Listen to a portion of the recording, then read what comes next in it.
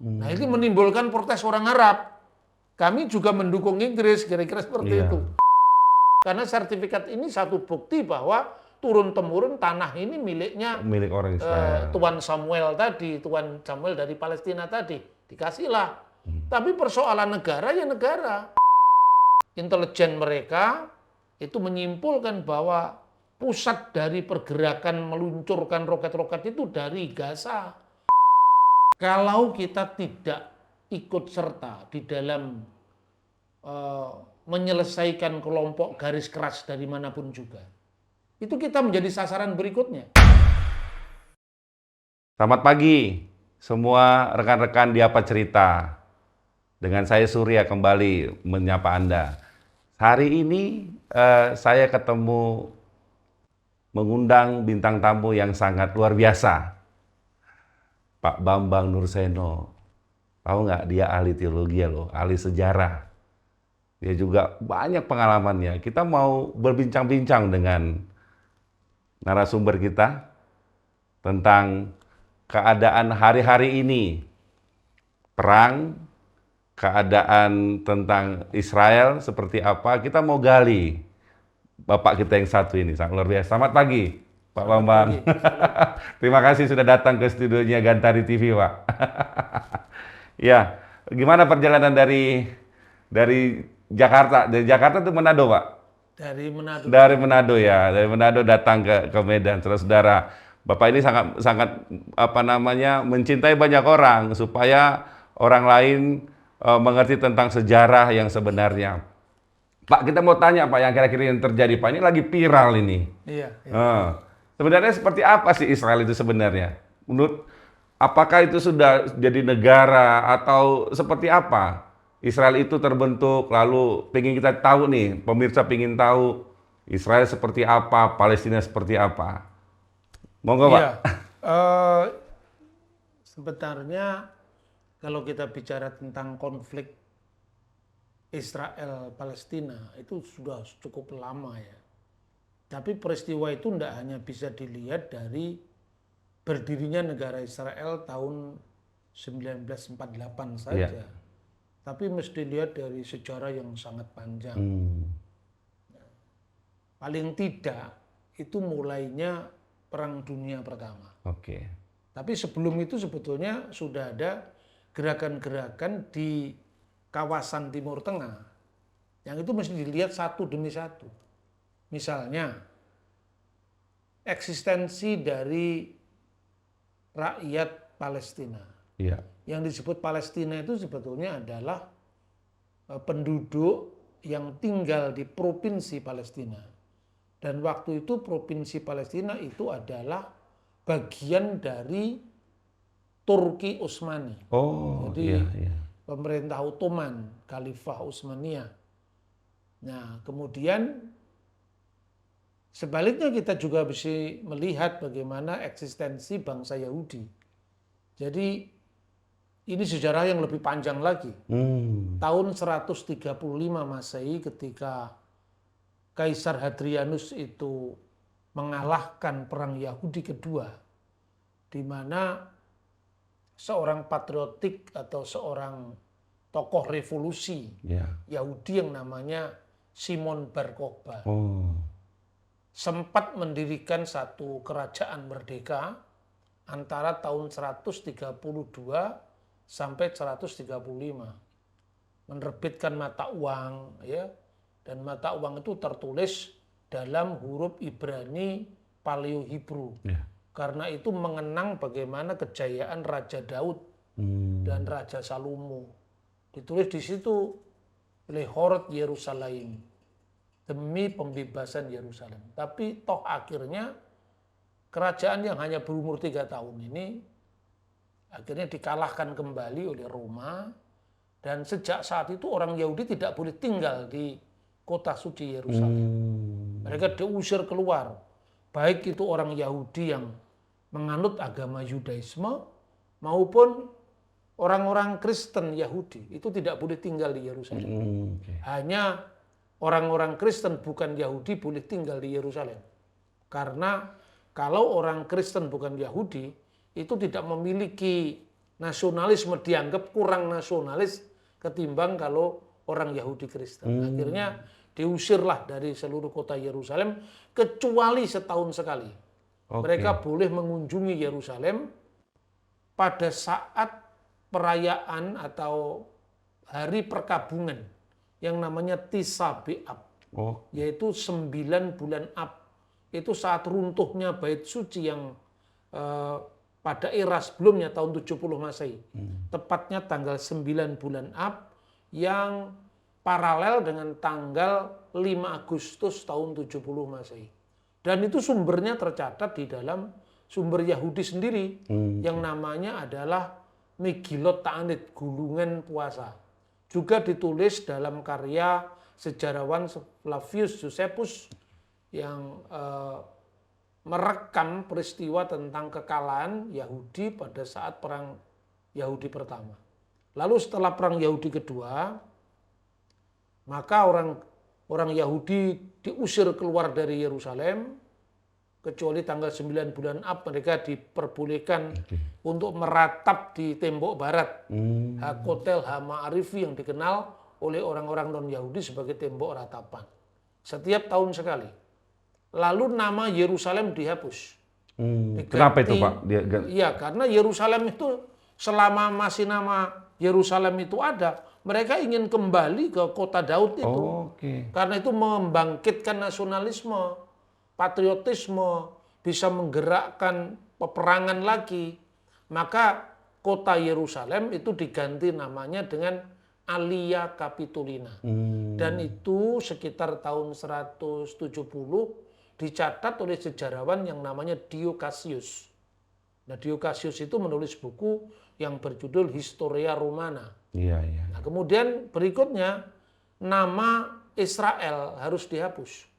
Karena setiap kali ada kata Israel, mereka akan selalu mengenang monarki Raja Daud yang terjadi kira-kira tahun 1000 sebelum Masehi. Dan itu siapa tokohnya Pak? Kira-kira Pak yang mulai membuat Israel ini jadi jadi punya gerakan gitu? Ya, setiap kali mereka mengenang kata Yerusalem itu selalu ada gerakan. Ada tokohnya nggak Pak? Tokohnya dalam sepanjang sejarah selalu ada. Jadi sejak zaman Yesus pun yang menjadi penggerak dari kelompok ini namanya orang-orang Selot. Misalnya Simon dari orang Selot, Yudas orang Selot itu kan menggerakkan peperangan terus melawan Roma. Dan Simon orang Selot itu muridnya Yesus. Jadi kita lihat dalam Alkitab. Jadi artinya di kalangan murid Yesus sendiri ada yang terlibat dalam gerakan nasionalisme itu. Hanya pada saat perang Yahudi pertama saja mereka ikut bergerak. Nah, tentu person by person tidak ada catatannya, tapi artinya ada indikasi murid Yesus yang berasal dari golongan Selot itu pasti menggerakkan revolusi dengan kekerasan. Meskipun Yesus tidak setuju dengan itu. Sarungkanlah pedangmu, kan itu kan pesannya kepada Simon Petrus. Tapi gerakan itu menjadi laten di masyarakat Yahudi hanya pada saat perang Yahudi kedua, yaitu yang dipimpin oleh Simon Bar Kokhba. Orang Kristen menarik diri, tidak mau ikut dalam peperangan karena apa? Rabi Akiba itu memproklamirkan yang namanya Simon Bar Kokhba itu sebagai Mesias Israel. Padahal Yesus adalah Mesias bagi orang Kristen, makanya itu bertentangan dengan imannya. Nah, itulah kira-kira kenapa orang Yahudi selalu ingin kembali ke tanah perjanjian. Sekalipun setelah terdiaspora sejak tahun 135 Masehi, mereka berada di banyak negara di seluruh muka bumi ini, tapi ada sesuatu yang menggerakkan mereka untuk tetap kembali ke Yerusalem. Maka setiap Paskah ya biasanya orang Yahudi selalu dalam liturginya itu ada sisipan yang berbunyi tahun ini kita di sini. Misalnya di Irak, di Baghdad, di Mesir, di Yaman, dimanapun juga, di seluruh belahan bumi. Tapi lisana haba'ah Yerusalem, tahun depan kita ke Yerusalem. Itu bergema sampai 2000 tahun, sampai kemudian muncul gerakan yang ingin kembali ke Tanah Suci, yaitu gerakan yang namanya Sionisme yang dipimpin oleh Theodor Herzl. Nah itu pun orang-orang Yahudi itu menyiapkan setiap langkah untuk kembali ke tanah suci atau ke tanah perjanjian itu. Nah kemudian gerakan Sionisme itu mendapatkan peluang ketika mulai bangkrutnya Kesultanan Utsmani. Ya karena apa? Waktu itu jelas bahwa banyak sekali wilayah-wilayah dari Turki Utsmani itu yang pada dijual karena mereka bangkrut. Nah, lebih-lebih lagi ketika dalam situasi ekonomi yang tidak selalu baik itu, maka lobi-lobi Yahudi di seluruh dunia yang secara ekonomi mereka juga cukup lumayan, mapan, itu pada membeli tanah di wilayah provinsi Palestina yang di bawah Turki Utsmani ini. Itulah menjadi negaranya mereka kira-kira begitu, Nah, Pak. sebentar, belum langsung seperti itu. Mereka membeli tanah bagi yang kaya. Tapi bagi yang miskin-miskin karena ada semacam dorongan untuk kembali memiliki tanah air itu, mereka membeli tanah-tanah yang berawa-rawa, penuh nyamuk malaria. Lalu gerakan kibut yang akhirnya menyatukan banyak orang-orang Yahudi yang sudah tinggal di wilayah provinsi Palestina ini, kemudian menanam pohon eukaliptus, pohon minyak kayu putih. Tujuannya apa? Agar mereka terhindar dari nyamuk malaria. Lalu dipersiapkan pula lewat inspirasi bukunya Theodor Herzl itu, judulnya kira-kira Negara Yahudi. Mereka menyiapkan adanya bank, karena moneter dan keuangan mereka harus mulai persiapkan untuk membuat negara sebuah itu. Negara ya. Nah, salah satunya mereka membuat yang namanya Anglo-Palestinian Bank, yaitu Bank Anglo-Palestina. Nah, kemudian terjadilah Perang Dunia Pertama. Waktu Perang Dunia Pertama, ini dua kelompok ini, baik orang Zionis maupun orang Arab Palestina itu mendukung Inggris.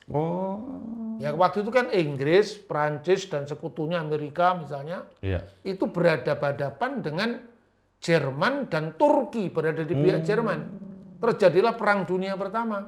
Waktu Perang Dunia Pertama itu baik orang-orang Zionis yang banyak sudah imigran lewat program aliyah ke Tanah Suci maupun orang Palestina Arab ini mendukung Inggris. Nah akhirnya menang perang. Ketika menang Perang Dunia Pertama, wilayah provinsi Palestina karena kalah perang, ini kan wilayahnya Turki, maka diserahkan pada pihak pemenang perang. Lalu dibagilah wilayah ini yang untuk Yordan itu dikuasai Prancis misalnya, kemudian yang khusus Holy Land itu dikuasai Inggris. Lalu Inggris mengeluarkan yang namanya Deklarasi Balfour. Nah, di mana deklarasi ini menyetujui adanya negara Yahudi di wilayah Holy Land. Nah, ini menimbulkan protes orang Arab. Kami juga mendukung Inggris, kira-kira seperti itu. Kenapa kami tidak mendapatkan bagian? Maka tahun 1937 muncul yang namanya Komisi Lotfield. Nah, Komisi Lotfield itu menyetujui ada dua negara dalam koeksistensi damai di wilayah yang disebut Holy Land, Eretz Israel atau Ardul Muqaddas ini. Nah, kemudian inilah yang menjadi rujukan bagi PBB dengan resolusi 181 di mana disetujui bahwa ada dua negara dalam koeksistensi damai di wilayah provinsi Palestina yang sudah dikuasai karena kalah perang dunia pertama tadi. Berarti mereka hanya provinsi, Pak, bukan negara sebenarnya. Bukan, nggak ada negara Palestina. Belajar sejarah yang baik. Nggak ada negara Palestina. Itu provinsi Palestina yang di bawah Turki Utsmani. Gitu loh kira-kira. Nah, itulah yang menjadi mungkin carut marut masalah apabila kita tidak paham sejarah. Nah, kemudian ketika terjadinya berdasarkan resolusi PBB tadi, maka Israel mendahului untuk mendirikan negara karena ya satu negara kalau sudah dapat pengakuan dari negara lain itu kan sah secara hukum internasional. Palestina karena dia mengikuti mayoritas negara-negara Arab ini, jangan mau, tidak boleh ada negara Yahudi di wilayah itu, akhirnya perang. Nah, waktu sebelum perang itu kan PBB sudah apa istilahnya membagilah jadi dua, separuh untuk Israel, untuk negara Yahudi, separuh untuk negara Palestina yang akan didirikan nanti. Nah, tapi kemudian Palestina tidak setuju dengan akhirnya yang dulunya setuju, akhirnya nggak setuju dengan adanya negara Yahudi ini. Akhirnya terjadilah perang kemerdekaan begitu orang Yahudi memproklamirkan kemerdekaannya tahun 48. Lalu terjadi perang tahun 48 itu. Nah, di perang ini akhirnya negara-negara Arab termasuk Mesir, Yordania, itu yang membela Palestina itu kalah. Makanya ya otomatis wilayah yang dimenangkan oleh perang itu menjadi wilayahnya pemenang perang. Itulah sebabnya kenapa wilayah Palestina yang ditentukan oleh PBB terus-menerus susut karena kalah perang tadi. Jadi perang pertama tahun 48, lalu tahun 67, lalu kemudian perang tahun 73 sampai nanti ada berdirinya PLO di bawah pimpinan Yasser Arafat yang akhirnya setuju dengan perdamaian. Setelah setuju dengan perdamaian, kemudian akhirnya kan perjanjian Oslo.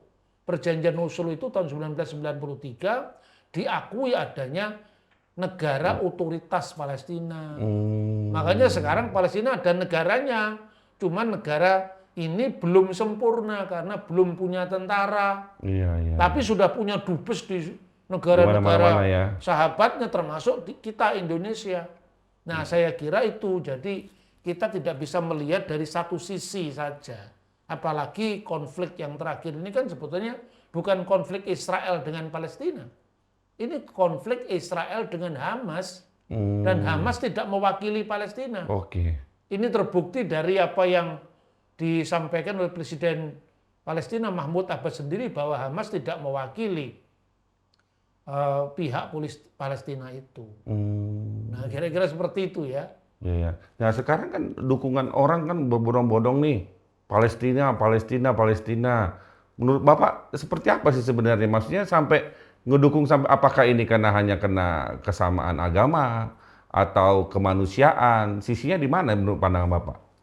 Kalau dukungan dari ormas-ormas garis keras terhadap Palestina itu karena motivasi keagamaan. Dan selalu isu yang disampaikan adalah membebaskan Masjidil Aqsa. Nah, kalau pertanyaan dibebaskan dari mana? Masjidil Aqsa itu kan sebetulnya di bawah kelola dari Yordania saat itu. Dan kemudian khusus wilayah yang namanya Haram Asy-Syarif itu memang wilayahnya umat Islam. Ya. Tapi kemudian kenapa ada tentara Israel? Ya karena wilayahnya kan wilayah bersama itu. Yang tembok ratapan atau Hakotel Hama-Arif itu kan wilayahnya untuk bangsa Yahudi. Kemudian yang Dome of the Rock dan Masjid Al-Aqsa itu wilayahnya umat Islam. Kemudian ada Armenian Quarter itu wilayah untuk orang-orang Kristen Armenia. Jadi memang kota suci Yerusalem sendiri itu adalah menjadi kota suci tiga agama. Jadi artinya tidak betul juga kalau dikatakan membebaskan Al-Aqsa dari Israel. Israel yang mana? Itu di bawah kelola bersama kok. Ya tinggal kalau misalnya mestinya kuncinya itu saling memahami, ya tidak saling mencurigai. Nah, yang terjadi kan seringkali gerakan-gerakan milisi garis keras itu kan kemudian menggunakan masjid, menggunakan gereja untuk bersembunyi. Nah, sekarang presisi dari militer Israel yang mengejar mereka kadang-kadang kan juga salah kan, artinya tidak tepat sasaran. Kemudian kalau terjadi ada korban sipil, itu sesungguhnya kan tragedi perang. Karena apa? Karena ya harus dilihat satu demi satu kasusnya, tidak bisa dipukul rata. Itu kira-kira kalau saya melihatnya dari perspektif yang saya kira netral. Saya ini tahun 2007, 2008 lah, itu menerbitkan satu buku terjemahan yang ditulis oleh seorang pastor dari Palestina. Namanya itu adalah Elias Sakur. Nah, Elias Sakur itu menulis buku yang judul aslinya itu adalah The Blood Brother. Saudara-saudara itu memperjuangkan bagaimana dia sebagai orang Kristen Palestina juga mengalami ketidakadilan. Nah, ketidakadilan itu juga dilakukan oleh euforia gerakan Hamas. Sionisme, bukan Hamas. Sionisme, orang-orang Sionis yang ketika itu karena euforia ingin kembali ke tanah suci, ya ada yang benar, ada juga yang tidak benar. Maka tanahnya dia itu sempat didolimi oleh beberapa imigran Zionis itu, akhirnya dia terlunta-lunta dan menjadi pengungsi di negara lain. Itu kan situasi sekitar tahun 50-an ya. Nah, kemudian dia akhirnya terdampar di Perancis menjadi seorang imam dari gereja Melkit ya. Lalu dia selalu dicitrakan, ini tamu kita orang Israel. Padahal dia bukan orang Israel. Dan dia mengatakan, saya Palestina, bukan Israel.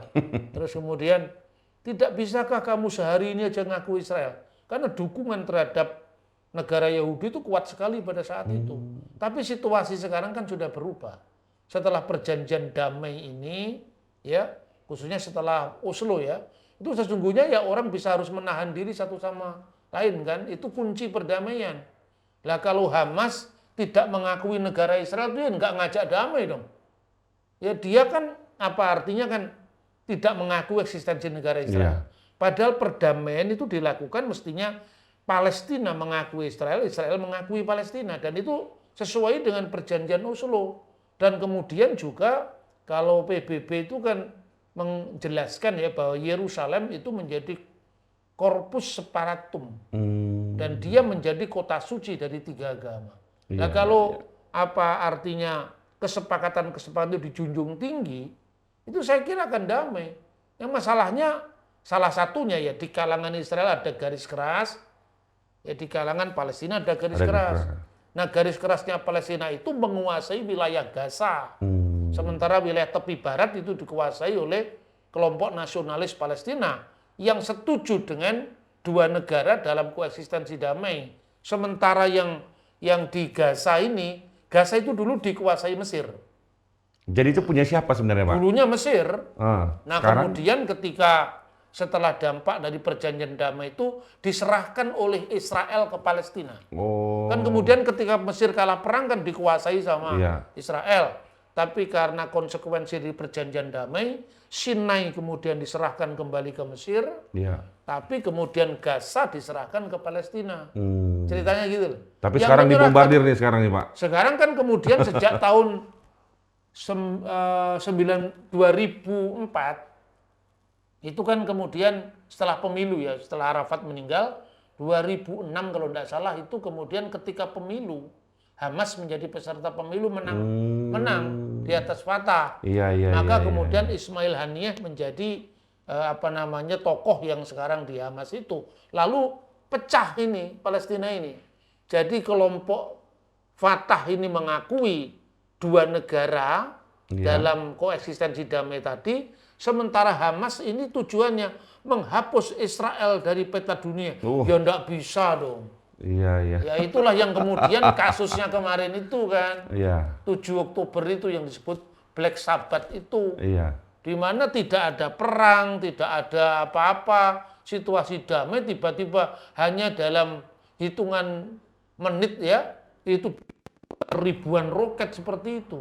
Nah bagi Israel, ini saya hanya ngomong dari perspektif Israel, ya itu kan hak bela negara. Betul. Nah ternyata intelijen mereka itu menyimpulkan bahwa pusat dari pergerakan meluncurkan roket-roket itu dari Gaza, termasuk dari dekat rumah sakit atau di bawah rumah sakit Sifa yang sekarang ini lagi viral itu.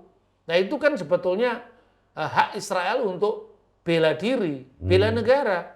Nah tapi memang dampaknya adalah ketika terjadinya korban masyarakat sipil. Cuman kalau secara hukum internasional kan sudah diperingatkan supaya menyingkir dari daerah itu kan operasi militer akan dilakukan oleh Israel. Jadi harus saya tegaskan ya, sebenarnya ini bukan penjajahan Israel atas Palestina. Tidak semudah itu orang mengatakan, harus dirunut dulu. Apalagi ini bukan masalah agama. Berarti sebenarnya tidak ada penjajahan pada. Saya mengatakan nggak ada penjajahan yang gimana. Kalau ada penyimpangan dalam praktek Iya. ya seperti saya berikan contoh di kasusnya Alia Sakur tadi. Itu kan apa istilahnya itu euforia berdirinya negara Yahudi itu. Nah itu terjadi penyimpangan dalam praktek. Iya, Itu iya, iya. tidak mewakili negara Israel.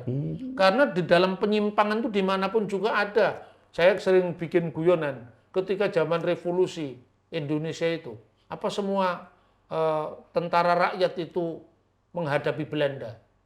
Ada yang nakal-nakal juga, mereka nunggu rumahnya janda-janda misalnya. Nah, apa berarti perjuangan Indonesia itu dianggap salah karena ada tentara yang nakal ini misalnya? Tidak mau perang, tapi begitu setelah selesai damai, saya ini bagian dari pejuang kemerdekaan. Misalnya, ini ilustrasi ya. Iya, iya. Begitu juga, ada kelompok-kelompok Zionis yang nakal, kemudian merampas tanah-tanah Palestina. Itu nggak diselesaikan dalam konteks negara dengan negara. Tapi penyimpangan HAM kan itu kan bisa diproses. Saya ingat apa yang dikatakan Hanan Nasrawi. Hanan Nasrawi itu seorang Kristen, dia dulu mantan menteri Ristek dari Palestina. Itu ketika menyelesaikan persoalan-persoalan klaim tanah, Iya. itu dibedakan antara wilayah negara dan wilayah pribadi. Jadi misalnya ada orang katakanlah misalnya namanya Tuan Samuel. Iya. Dia mewarisi sebidang tanah seluas sekian ribu di Palestina. Iya. Itu dari bapaknya namanya Tuan Daud. Iya.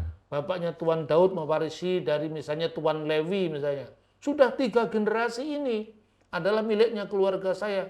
Kamu beli, misalnya saya beli dengan sekian dinar misalnya. Ini saat masih negara ini di bawah pemerintahan Turki Utsmani ini loh. Sudah. Sekarang kan negara ini jadi wilayah misalnya Israel karena di wilayah yang dulunya Yudea sekarang dekatnya Yerusalem. Ya sudah, kembalikan pada pemiliknya. Karena sertifikat ini satu bukti bahwa turun-temurun tanah ini milik orang Israel. Tuan Samuel tadi, Tuan Samuel dari Palestina tadi. Dikasihlah. Tapi persoalan negara ya negara. Tidak karena persoalan-persoalan misalnya penyimpangan perampasan tanah itu kemudian dijadikan representasi mewakili suara Palestina atau suara Israel gitu loh. Nah kalau begitu diurai kasus per kasus itu jadi adil rasanya. Iya ya. Nah kira-kira seperti itu. Jadi kan ini kan bela negara. Satu sisi ada juga HAM nih. Gimana Pak melihat ini? Ya, bela itu negara bisa. atau HAM atau ini kan kadang-kadang kan jadikan persoalan ke sisi kemanusiaannya gitu Pak. Kedua-duanya mesti berjalan simultan.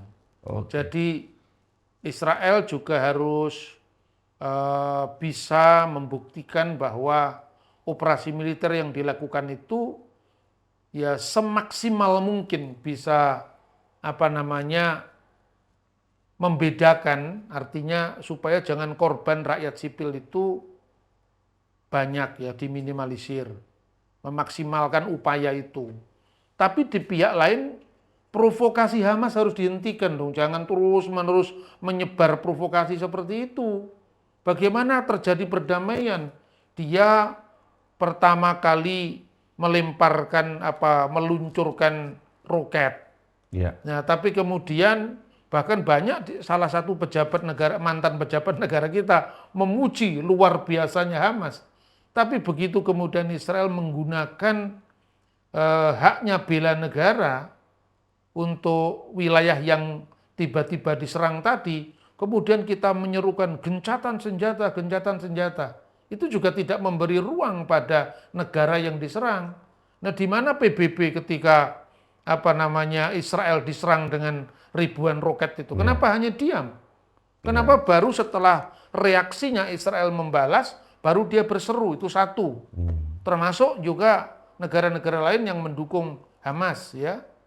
Terus kemudian yang penting juga dipikirkan adalah untuk posisi kita Indonesia. Indonesia itu kan negara non-blok. Dia tidak boleh terlalu harus mendengar hanya dari satu sisi. Iya. Ini misalnya Israel Palestina. Kita tidak boleh mendengar saja dari Palestina. Apalagi Hamas yang tidak mewakili seluruh Palestina. Dia harus mendengar juga dari Israel kan. Harus berimbang informasinya. Itu yang pertama. Jadi kalau Indonesia hanya berteriak-teriak dari luar dan tidak merangkul keduanya, bagaimana dia mau didengar? Kita hubungan nyapa dengan Israel aja tidak pernah. Memang Israel mau peduli dengan kita. Selama diplomasi gaya seperti ini kan gaya di luar gelanggang, itu tidak akan didengar. Jadi bagaimana Indonesia mau membantu Palestina kalau situasinya hanya mendengar satu kelompok? Mestinya Palestina itu belajar dari Indonesia. Dulu Indonesia memperjuangkan kemerdekaannya itu kan dengan diplomasi. Perjanjian Renville, perjanjian Meja Bundar, konferensi Meja Bundar. Itu kan pernah negara kita hanya punya wilayah Jawa dan Sumatera. Terus kemudian ditingkatkan lagi diplomasi. Akhirnya kita punya wilayah dari Sabang sampai Merauke. Itu satu proses diplomasi yang panjang. Nah begitu juga kalau Israel dengan Palestina mau damai, suara-suara keras ini jangan dijadikan rujukan. Harus ada suara bersama yang didengar. Nah, saya kira itu, dan lewat meja perundingan. Tapi titik tolaknya harus mengakui dua negara dalam koeksistensi damai. Gitu ya Pak ya. Pihak yang Palestina harus bisa menjamin tidak terjadi lagi cara-cara seperti kekerasan untuk konflik ini, untuk menciptakan konflik dan seterusnya. Jangan sampai itu terjadi. Pihak Israel juga harus menjamin, memberikan keadilan. Ya misalnya terhadap penguasaan tanah yang tadi harus diurai dari kasus per kasus tadi. Tidak lewat penyelesaian wilayah negara, tapi orang per orang seperti yang dilakukan oleh Hanan Nasrawi dulu. Saya kira itu. Sekarang ini kan banyak sekali dampaknya Pak ke negara-negara lain nih. Amerika sudah kirimkan peralatannya, Inggris dengan peralatannya, Cina juga masuk, Rusia juga masuk. Seberapa menurut Bapak seberapa kuat si Israel ini sehingga semuanya ini kok jadi jadi goyang semua. Karena begini. Kalau kita tidak ikut serta di dalam menyelesaikan kelompok garis keras dari manapun juga, itu kita menjadi sasaran berikutnya. Iya ya. Sekarang siapa bisa menjamin kasus ini tidak berkembang ke negara-negara lain? Jadi saya tidak dalam kondisi mendukung Israel untuk membabi buta, membela diri, tidak. Tapi artinya terukur, semuanya terukur. Tetapi saya tidak mendukung Hamas. Karena Hamas itu tidak layak didukung. Negara Mesir saja menganggap Hamas itu teroris kok. Sementara ideologinya di tempat lain didukung gitu ya. Orang mendukung tentang kemanusiaan. Itu pasti harus didukung. Kita harus mendukung secara kemanusiaan, membela rakyat sipil Palestina, membela kemerdekaan Palestina yang akan datang. Artinya kemerdekaan penuh. Ini kan otoritas Palestina itu kan belum sepenuhnya merdeka menjadi negara karena tidak punya tentara kan. Jadi artinya, tapi untuk menuju ke sana, Palestina juga harus berusaha meyakinkan pada dunia bahwa dia tidak melakukan kekerasan seperti yang dilakukan oleh Hamas. Seperti itu. Israel pun juga demikian. Jadi kalau kita sama-sama mengendalikan diri dan berpikir dengan kepala dingin, maka saya kira perdamaian itu akan dicapai.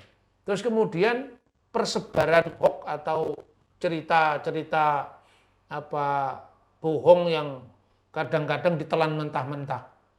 Ya misalnya seperti saya pernah sampaikan di YouTube saya tentang koin mata uang Palestina. Itu kan kebohongan. Apa itu bukti ada negara Palestina? Tidak pernah ada. Yang menerbitkan uang itu adalah Anglo-Palestinian Bank. Bank itu sekarang jadi Bank Leumi.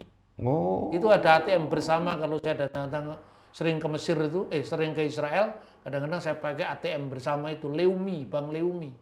Itu yang sekarang Bank Leumi itu dulu adalah yang namanya Anglo-Palestinian Bank. Dan 9 itu orang-orang Yahudi yang tinggal di Palestina lewat gerakan-gerakan aliyah itu sudah mempersiapkan kalau nanti kita akan punya bank. Makanya ketika mandat Inggris menguasai Palestina itu, provinsi Palestina yang di bawah Turki Utsmani itu, maka dia menerbitkan mata uang. Jadi mata uang yang diterbitkan mandat Inggris ketika menguasai wilayah itu berdasarkan karena dia menang perang dunia pertama tadi. Nah itu kemudian tertulis di dalam bahasa Arab kan huruf Arab Palestine, lalu huruf Latin Palestine, lalu huruf Ibraninya itu adalah Palestina, lalu ada huruf Yod Alif. Apa tuh Yod Alif? Ya, Alif Yod. Apa itu? Eret Israel. Jadi Palestina, tanah Israel. Itu mestinya dipelajari loh, jangan kita ini gampang termakan hoax. Sekarang ini ke era revolusi industri keempat ini, digital, semua itu bisa dicari. Bisa dicari ya. Iya toh? Itu saya kira. Iya Pak, ada terakhir Pak. Ini Israel itu kan negara yang umatnya Tuhan nih. Banyak pada ngutukin nih. Kayak menurut Bapak gimana gitu? Ini kan negara-negara ini ngutuk nih. Israel ini dikutuk serangan Israel gitu kan. Kayak Bapak yang tadi bilang, harusnya Hamas juga disalahin kan. Nah cuma kan ini sekarang sudah orang sangat gimana masukin semuanya. Untuk apa namanya, akhirnya orang-orang apa namanya, mengutukin Israel nih. Ya, menurut saya begini ya. Kita ini sebelum melakukan tindakan termasuk memberikan statement atau apa mengutuk dan sebagainya itu enggak perlulah kita ini mengutuk ya. Kita ini bicara yang apa datar-datar saja. Lihat kasusnya dulu. Apalagi kalau mulut kita bisa gunakan untuk memberkati, kenapa kita harus mengutuk? Apalagi mengutuk apa yang kita tidak tahu kejadiannya seperti apa, itu harus menahan diri lah, jangan seperti itu. Sebagai seorang Kristen kalau saya bersikap, saya juga tidak bisa membiarkan ketidakadilan atas rakyat sipil yang harus dibela haknya. Tapi rakyat sipil juga bersihkan dirimu dari keterlibatan yang sifatnya merugikan pihak lain. Harus tahu diri lah, artinya pihak Israel juga harus bisa menahan diri, pihak Palestina itu juga jangan terlalu ekstrim. Nah sekarang misalnya ya, itu yang pertama saya bagi dalam dua aspek sekarang. Aspek pertama soal aspek teologis. Aspek teologis itu bahwa ketika Israel itu dikuduskan, itu kan bukan berarti Israel itu suci. Israel itu bebas dari kesalahan, tidak kan? Tapi artinya Israel itu kalau secara teologis ini dalam master plan ilahi itu dipersiapkan sebagai bangsa yang nanti akan melahirkan keselamatan universal di bawah Raja Mesias. Itu kira-kira kalau secara teologis seperti itu. Nah, tetapi toh kenyataannya dalam sepanjang sejarah Israel akan mengalami jatuh bangun. Oke. Iya, misalnya pada saat Israel raya di bawah Saul, Daud dan Salomo itu berkisar antara tahun 1050 sebelum Masehi sampai monarki Israel Raya ini berakhir zamannya kematian Salomo tahun 930 sebelum Masehi. Lalu Israel terbelah menjadi dua. Kerajaan utara yang dipimpin oleh Yerobeam dan kerajaan selatan Yehuda yang dipimpin oleh putra Salomo, Rehabeam. Prasasti-prasasti yang muncul dari setiap zaman itu ada. Misalnya prasasti yang berkaitan dengan eksistensi Raja Israel Utara, Omri Melek Israel, itu muncul dalam prasasti batu Moab yang ditemukan di Yordania, kira-kira tahun 850 sebelum Masehi. Lalu prasasti-prasasti selatan itu membuktikan adanya kerajaan Yehuda yang meneruskan keturunan Raja Daud, maka disebut sebagai Bet David, rumah Daud, artinya dipimpin oleh keturunan Daud dan Salomo yang di selatan ini. Kemudian yang di utara itu kan akhirnya ditawan Asyur tahun 722 sebelum Masehi. Sementara yang di selatan itu bertahan lebih lama. Sampai tahun 586 sebelum Masehi, sebelum akhirnya dilakukan pembuangan Babel oleh Raja Nebukadnezar dan bait suci itu dihancurkan. Lalu tahun 539 sebelum Masehi, berdasarkan prasasti Silinder Kores Agung, bangsa-bangsa yang dibuang ke Babel dikembalikan ke wilayah masing-masing, ke negara masing-masing, dan diberikan hak untuk mendirikan rumah ibadah bagi agama masing-masing. Ini piagam HAM pertama itu, Kores Agung itu. Yang makanya namanya dipuji dalam Yesaya pasal 45 ayat 1. Kores Agung itu orang yang kuurapi. Ya. Karena menolong bangsanya Israel. Sampai kemudian Israel muncullah masa Ester Persia, kemudian masa Yunani Alexander Agung, dari kuasa Yunani yang ada di Alexandria, Ptolemeus, lalu jatuh lagi kuasa Yunani yang di Damaskus, yaitu Seleukid, sampai muncul kerajaan Israel Hasmonaim, kerajaan Yehuda Hasmonaim, antara tahun 164 sebelum Masehi sampai berakhir ketika Roma kembali menaklukkan tanah Israel, ya, Jenderal Pompei itu, sampai kemudian Herodes Agung diangkat sebagai penguasa raja Yahudi di wilayah Israel yang dijajah Roma. Sampai tadi saya sampaikan zamannya Perang Yahudi pertama, itu zaman setelah Yesus, Perang Yahudi pertama, kemudian Perang Yahudi kedua tahun 135, Israel terserak-serak di seluruh dunia. Dari rentangan sejarah panjang ini, kalau Israel disebut bangsa yang dikuduskan, itu bukan berarti kudus karena dirinya sendiri, tapi karena Tuhan yang menguduskan. Ini artinya pesannya adalah kita tidak boleh semuanya harus, artinya pokoknya Israel bangsa terpilih, apapun harus kita bela, tidak seperti itu. Artinya mengkritisi ketika juga bangsa ini melakukan kesalahan-kesalahan, gitu. Tapi tidak usah mengutuk, tidak usah kita mengutuk, ngapain gitu mengutuk, itu capeknya sama dengan memberkati, kenapa kita harus mengutuk, loh. Nah, bagi orang Kristen ini adalah menunggu waktu Tuhan. Sampai sejarah ini nanti akan berakhir. Orang sering bertanya, kenapa Kristen selalu membela Israel? Sebetulnya tidak membela Israel. Karena kita ini sedang melakukan refleksi panjang penggenapan dari rencana-rencana ilahi, tapi sejarah ini belum berakhir. Maka ya kita tunggu saja bagaimana Tuhan berkarya atas dunia ini, ya, termasuk kita orang Kristen di Indonesia menentukan sikap yang terbaik bagi masalah Israel ini. Saya kira itu. Gitu ya. Ya, pemirsa, di cerita dari penjelasan tadi kita bisa melihat intisarinya bahwa sebenarnya Israel itu adalah sebuah negara yang tidak merebut apa-apa, kira-kira gitu, Pak, ya. Yang tidak merebut hak orang, tapi mereka adalah orang-orang yang menata negaranya, ingin mengembalikan semua orang-orang yang sudah terpecah waktu perang, lalu mengembalikan dan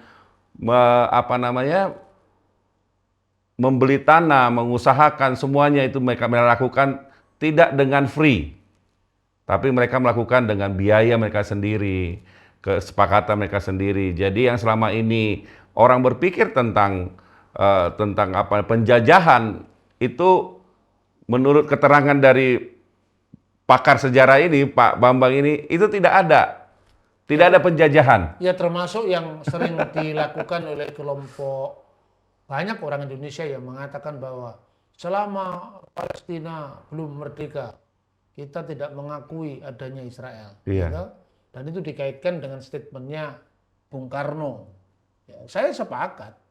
Tapi persoalannya, statementnya Bung Karno itu dilihat pertama dalam konteks sejarah. Dalam konteks sejarah itu apa? Karena geopolitik Timur Tengah ini sekarang sudah banyak berubah. Oke. Yang pertama, waktu kira-kira tahun 50-an. Negara-negara Arab ini terancam oleh eksistensi negara Yahudi di bawah Zionisme ini. Iya. Sekarang geopolitik kita sudah berubah. Negara-negara Arab ini merasa lebih aman berhubungan dengan Israel, tapi tidak aman dengan Iran. Oke. Ini jujur. Jadi sekarang yang dihadapi negara Arab itu adalah Iran, bukan lagi Israel. Makanya muncul yang ini, saya lupa ya, yang disebut sebagai kesepakatan Abraham. Kesepakatan Abraham itu baru terjadi tahun 2021 kemarin, di mana negara Israel bersama negara-negara termasuk Maroko, termasuk Emirat Arab, Saudi Arabia, itu sepakat bahwa kita ini sebagai keturunan fisik dari Abraham. Bangsa Arab dan bangsa Israel itu harus bekerja sama. Maka kemudian wujud kerjasama yang sangat baik itu dibangun secara serempak sinagoga, gereja, dan masjid. Loh, ini kan luar biasa. Iya, iya, iya. Kemudian dari perspektif Yahudi, orang-orang di luar orang Yehudim itu tidak diberlakukan hukum Musa yang dikenal dengan Taryag Misvot Mose, yaitu 613 hukum Musa, termasuk halal haramnya Yahudi yang lebih banyak haramnya ketimbang umat Islam misalnya. Ya, cumi-cumi nggak boleh dimakan, itu hukum Yahudi yang tidak ada di hukum Islam atau Kristen. Tapi bagi yang di luar Yehudim, artinya orang goyim, entah itu Kristen non Yahudi, entah itu Islam, entah itu Konghucu, berlaku yang namanya Sheva Misvot Beni Noah, 7 hukum Nuh, ya. Dan bagi yang makan babi tetap boleh hukum Nuh, tidak melarang babi misalnya. Nah, ini yang kadang-kadang detail dari hukum-hukum Yahudi yang dijadikan rujukan bagi orang Yahudi disalahpahami oleh orang Kristen. Sementara orang Islam juga salah paham. Ini perlu duduk bersama, dan setelah duduk bersama itu clear kan? Iya, betul, Pak. Nah, di Israel sendiri perwakilan Islam, ingat loh, ada 18% warga negara Israel itu beragama Islam. Oh, banyak juga mereka tidak ya? semuanya orang Yahudi, Kristen malah yang ketiga, yang paling banyak Yahudi, kemudian 18% Islam, sisanya itu agama terus, agama ini. Justru orang Kristen lebih banyak di Palestina ketimbang yang di Israel. Kebalik jadi ya? Iya. Jadi artinya mereka orang Islamnya juga sudah sepakat menandatangani Sheva Misvot Beni Noah, 7 hukum Nuh. 7 hukum Nuh itu dilarang menyembah berhala, ya, Abu Dazara, Gelilat Hashem, itu dilarang menista Tuhan, Gilui Arayot, melakukan percabulan, perjinan, kemudian itu dilarang.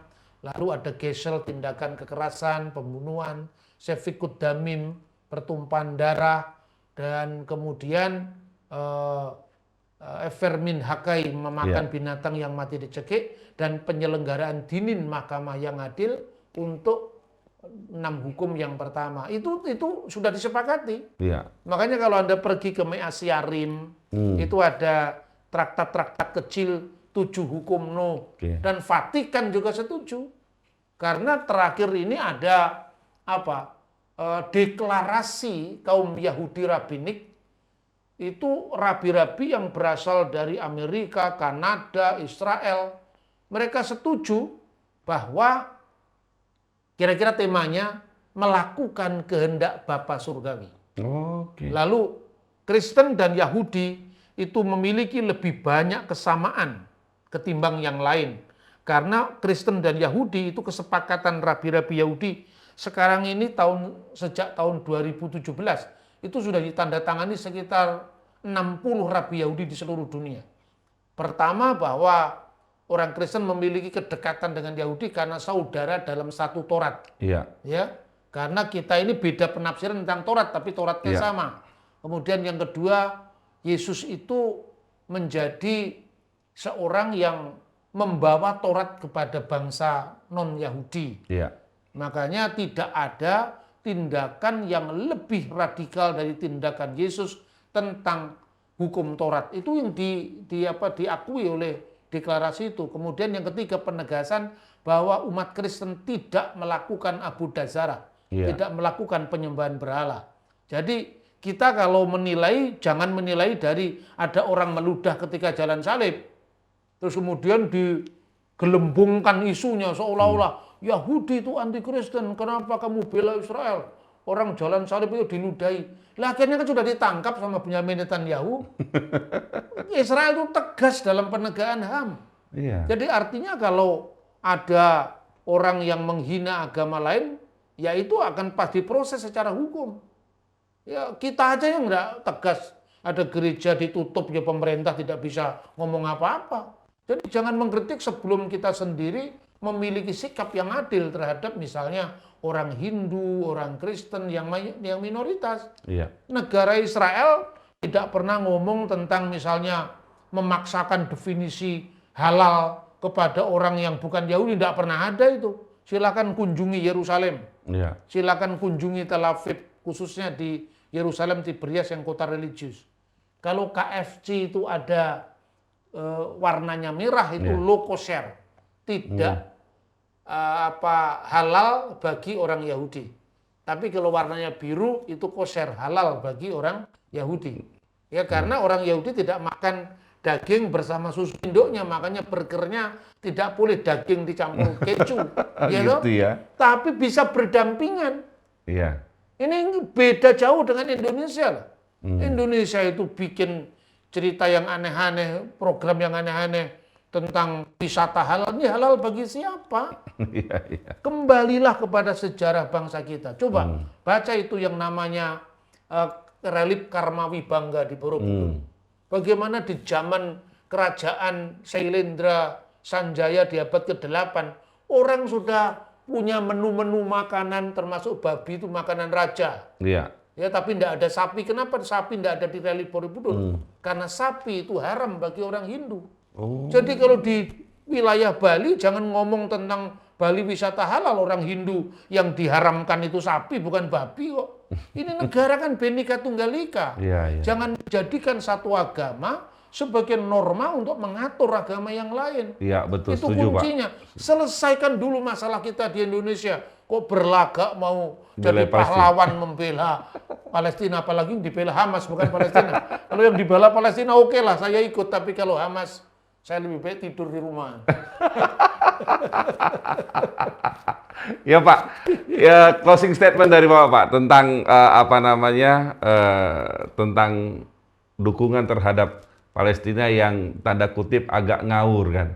Bapak bisa kasih closing statement untuk masyarakat Indonesia bahwa apa yang dilakukan misalnya penyumbangan untuk Palestina, kemudian pengutukan keperpihakan kepada menyalahkan Israel dan segala macam. Mungkin Bapak bisa sebagai himbauan kepada teman-teman supaya ini lebih clear karena memang tidak ada yang namanya penjajahan Palestina. Yang ada adalah saat ini Israel membela diri terhadap itu, walaupun mungkin dari sisi HAM-nya mungkin ya kita kemanusiaannya harus dijunjung tinggi juga gitu kan. Nah, mungkin itu Pak, closing statement Pak, silakan Pak. Oke, jadi yang pertama Indonesia itu adalah negara yang non-blok. Karena itu mestinya sikap kita adalah mendengar kedua belah pihak yang sedang bertikai. Kita tidak boleh mendasarkan sikap kita hanya pada satu pihak, apalagi pihak itu tidak mewakili Palestina. Yang pertama. Yang kedua, geopolitik kita ini sudah berubah. Makanya ketika Iran ngomong mau mengembargo minyak kepada Israel, tidak ada negara Arab yang setuju. Karena geopolitik sudah berubah. Kemudian yang ketiga, statement Bung Karno tentang Israel Palestina itu perlu dilihat dalam konteks yang baru. Sehingga karena geopolitik sudah berubah, ya sama seperti ketika Bung Karno mengatakan ganyang Malaysia. Apa sekarang kita masih ganyang Malaysia? Lebih baik ganyang ayam goreng. Ya kan? Karena situasi politik sudah berubah. Jadi jangan jargon-jargon politik yang muncul tahun 50-an, tahun 60-an, ketika situasi yang berubah kita ulang-ulang. Saya ini Soekarnois. ya saya ini selalu ikut yang merah-merah. Tapi artinya saya juga harus berkata jujur bahwa geopolitik sudah berubah, maka kita harus bersikap adil pada semua orang. Kita ingin justru membawa sikap kita, ideologi kita Pancasila, khususnya roman muka kita Bhinneka Tunggal Ika, kita jadikan percontohan bagi dunia. Karena Indonesia kalau mau jadi rujukan seperti di zaman Soekarno, kita harus punya prestasi lebih. Ya, karena itu persoalan yang sifatnya pelanggaran HAM secara kasus demi kasus tidak bisa ditarik ke urusan negara Israel Palestina. Statement pribadi orang yang mungkin karena pengalaman buruk tentang Israel, pengalaman buruk terhadap Palestina tidak bisa dijadikan rujukan untuk melihat peta utuhnya konflik Israel-Palestina. Jadi itu lebih daripada itu adalah di atas segalanya Yesus mengatakan bahwa usahakan perdamaian pada setiap orang. Siap. Jadi hineh matov umanaim syefet achim gam yakat. Alangkah baiknya dan alangkah indahnya apabila semua saudara hidup rukun bersama. Iya, itulah hari ini perbincangan kita di rubrik Apa Cerita, dan nanti bisa kita akan kita akan belajar banyak dari sejarahnya supaya tidak terjadi misunderstanding, supaya tidak ada berat sebelah.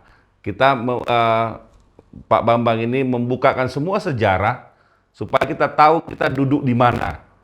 Tidak ada lagi konflik kepentingan dan segala macamnya.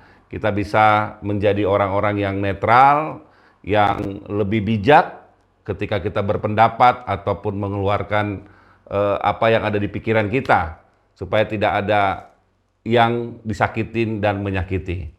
Kira-kira begitu di rubrik Apa Cerita. Saya dengan Surya, sampai ketemu di Apa Cerita berikutnya. Terima kasih Pak Bambang kedatangannya. Semoga sehat, Tuhan memberkati Pak.